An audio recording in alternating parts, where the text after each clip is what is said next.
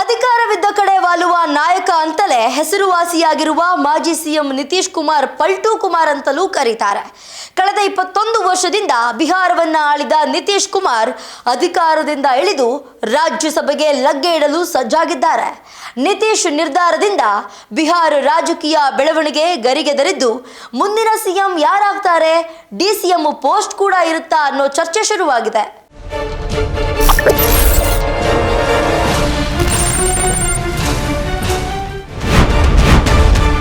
ಬಿಹಾರದಲ್ಲಿ ಜೋರಾಗ್ತಾ ಇದೆ ರಾಜಕೀಯ ಬಿರುಗಾಳಿ. ಹೊಸ ಹೆಜ್ಜೆಯತ್ತ 21 ವರ್ಷ ಬಿಹಾರ ಆಳಿದ ಪಲ್ಟು ಕುಮಾರ್.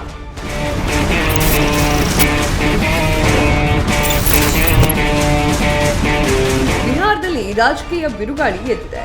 2 ದಶಕಗಳಿಗಿಂತಲೂ ಹೆಚ್ಚು ಕಾಲ ಬಿಹಾರವನ್ನ ಆಳಿದ ನಿತೀಶ್ ಕುಮಾರ್ ರಾಜೀನಾಮೆ ನೀಡ್ತಾರೆ ಎನ್ನುವಂತಹ ಸುದ್ದಿ ಭಾರಿ ಚರ್ಚೆಗೆ ಈಡಾಗ್ತಾ ಇದೆ. ಸಿಎಂ ಸ್ಥಾನಕ್ಕೆ ರಿಸೈನ್ ಮಾಡಿ ರಾಜ್ಯಸಭೆಗೆ ಎಂಟ್ರಿ ಕೊಡ್ತಾರೆ ಎನ್ನುವಂತಹ ವಿಚಾರ ಚರ್ಚೆಯಾಗ್ತಾ ಇರುವಾಗಲೇ ಇದಕ್ಕೆ ಪುಷ್ಟಿ ನೀಡುವಂತೆ ನಿತೀಶ್ ಟ್ವೀಟ್ ಒಂದನ್ನ ಮಾಡಿದ್ದಾರೆ. ಅಧಿಕಾರಕ್ಕಾಗಿ ಅತ್ತಿಂದ ಇತ್ತಿಂದ ಅತ್ತ ಬೇರೆ ಬೇರೆ ಪಕ್ಷಗಳ ಜೊತೆಗೆ ಕೈ ಜೋಡಿಸುವಂತಹ ಪಲ್ಟು ಕುಮಾರ್ ಈಗ ಅಧಿಕಾರವನ್ನ ಬಿಟ್ಟುಕೊಡಲು ಮುಂದಾಗಿದ್ದಾರೆ. ಬಿಜೆಪಿಯೊಂದಿಗೆ ಒಪ್ಪಂದ ಮಾಡಿಕೊಂಡಿರುವಂತಹ ನಿತೀಶ್ ಕುಮಾರ್ ರಾಜ್ಯಸಭೆಗೆ ಎಂಟ್ರಿ ಕೊಡಲು ಸಜ್ಜಾಗಿದ್ದಾರೆ.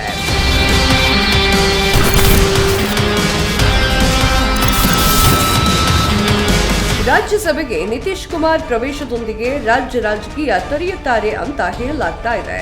ಮುಖ್ಯಮಂತ್ರಿ ಸ್ಥಾನಕ್ಕೆ ರಾಜೀನಾಮೆ ನೀಡಲು ಮತ್ತು ರಾಜ್ಯಸಭೆಗೆ ನಿರ್ಗಮಿಸಲು ಕಾರಣಗಳು ಇನ್ನೂ ಸ್ಪಷ್ಟವಾಗಿಲ್ಲ. ನಿತೀಶ್ ಕುಮಾರ್ ಈ ಹಿಂದೆ ಕೇಂದ್ರದಲ್ಲಿ ಕೃಷಿ ಸಚಿವರಾಗಿ ಮತ್ತು ರೈಲ್ವೆ ಸಚಿವರಾಗಿ ಸೇವೆಯನ್ನ ಸಲ್ಲಿಸಿದ್ದಾರೆ. 2015ರಿಂದ ಬಿಹಾರದ ಮುಖ್ಯಮಂತ್ರಿಯಾಗಿರುವ ನಿತೀಶ್ ರಾಜ್ಯದ ಅತ್ಯಂತ ದೀರ್ಘಾವಧಿಯ ಮುಖ್ಯಮಂತ್ರಿಯಾಗಿದ್ದಾರೆ.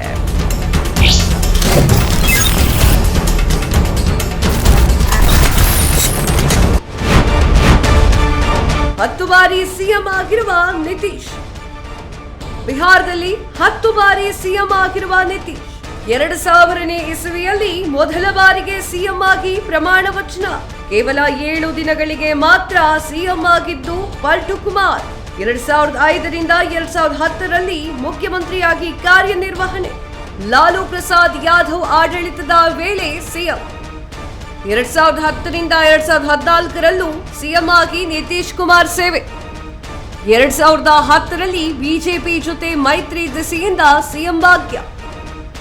ಸರಿಯಾಗಿ ಆಡಳಿತ ನಡೆಸದ ಹಿನ್ನೆಲೆಯಲ್ಲಿ 2014ರಲ್ಲಿ ರಾಜೀನಾಮೆ. ನಿತೀಶ್ ರಾಜೀನಾಮೆ ಬೆನ್ನಲ್ಲೇ ಸಿಎಂ ಆದ ಜಿತಿನ್ ರಾಮ್. 2015ರಿಂದ 2022ರವರೆಗೆ ಮತ್ತೆ ಮುಖ್ಯಮಂತ್ರಿಯಾಗಿ ಸೇವೆ ಸಲ್ಲಿಕೆ. 2022ರಲ್ಲಿ ಮಹಾಗಠಬಂಧನ್ ಜೊತೆ ಮೈತ್ರಿಯಾದ ಸಿಎಂ. 2024-25ರ ವೇಳೆ ಮಹಾಗಠಬಂಧನ್ ಜೊತೆ ಮೈತ್ರಿ ಮುಕ್ತಾಯ. 2024ರಲ್ಲಿ ಬಿಜೆಪಿಯೊಂದಿಗೆ ಮೈತ್ರಿ ಮಾಡಿಕೊಂಡ ನಿತೀಶ್. 21 ವರ್ಷಗಳ ಬಳಿಕ ರಾಜೀನಾಮೆ ನೀಡಲು ಮುಂದಾದ ನಿತೀಶ್.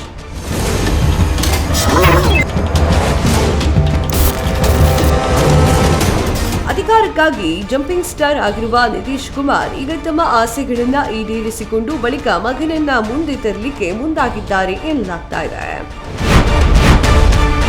ನಿತೀಶ್ ಮಗನಿಗೆ ಸಿಗಲಿದ್ಯಾ ಡಿಸಿಎಂ ಹುದ್ದೆ?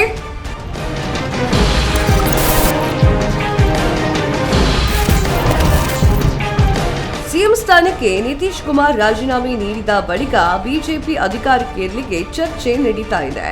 ಅಷ್ಟೇ ಅಲ್ಲ, ಡಿಸಿಎಂ ಸ್ಥಾನಕ್ಕೆ ನಿತೀಶ್ ಕುಮಾರ್ ಪುತ್ರ ನಿಶಾಂತ್ಗೆ ಡಿಸಿಎಂ ಪಟ್ಟ ನೀಡುವ ಬಗ್ಗೆ ಚರ್ಚೆ ನಡೀತಿದೆ ಎನ್ನಲಾಗಿದೆ.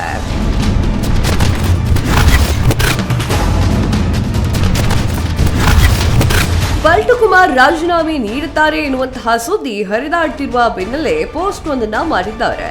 21 ವರ್ಷಗಳ ಕಾಲ ಸಿಎಂ ಆಗಿ ಅಧಿಕಾರ ನಡೆಸಿದಂತಹ ನಿತೀಶ್ ಕುಮಾರ್ ಇವಾಗ ರಾಜೀನಾಮೆಯನ್ನ ನೀಡ್ತಾರೆ ಎನ್ನುವಂತಹ ವಿಚಾರಗಳು ಭಾವುಕವಾಗಿ ಪೋಸ್ಟ್ ಮಾಡಿದ್ದಾರೆ.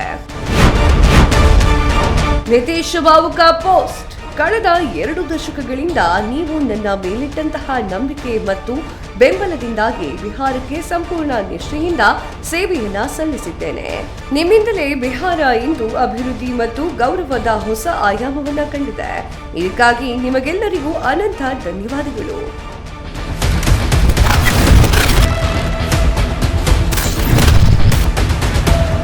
ಹೀಗಂತ ಬರ್ಕೊಂಡಿದ್ದಾರೆ. ಈ ಮೂಲಕ ತಮ್ಮ ರಾಜಕೀಯದ ಹೊಸ ಇನ್ನಿಂಗ್ಸ್ ಶುರುವಾಗ್ತಾ ಇರುವ ಬಗ್ಗೆ ಸ್ಪಷ್ಟ ಸುಳಿವನ್ನ ಕೊಟ್ಟಿದ್ದಾರೆ.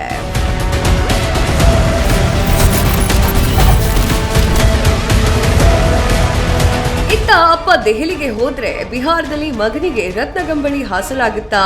ಖಂಡಿತ ಅಂಥದ್ದೊಂದು ಬಲವಾದ ಚರ್ಚೆ ಈಗ ಶುರುವಾಗಿದೆ. ನಿತೀಶ್ ಕುಮಾರ್ ರಾಜ್ಯಸಭೆಗೆ ಹೋದ ತಕ್ಷಣ ಅವರ ಮಗ ನಿಶಾಂತ್ ಕುಮಾರ್ ಅವರನ್ನ ಬಿಹಾರದ ಉಪಮುಖ್ಯಮಂತ್ರಿಯನ್ನಾಗಿ ಅಂದರೆ DCM ಆಗಿ ಮಾಡಲಾಗುತ್ತದೆ ಅಂತ ಗುಸುಗುಸು ಪಿಸುಪಿಸು ರಾಜಕೀಯ ವಲಯದಲ್ಲಿ ಜೋರಾಗಿ ಕೇಳಿ ಬರ್ತಾ ಇದೆ. ಈ ಮೂಲಕ ಮಗನಿಗಾಗಿ ರಾಜಕೀಯದ ದಾರಿ ಸುಗಮ ಮಾಡಿಕೊಡ್ತಾ ಇದ್ದಾರಾ ಅನ್ನುವಂತಹ ಲೆಕ್ಕಾಚಾರ ನಡೀತಾ ಇದೆ.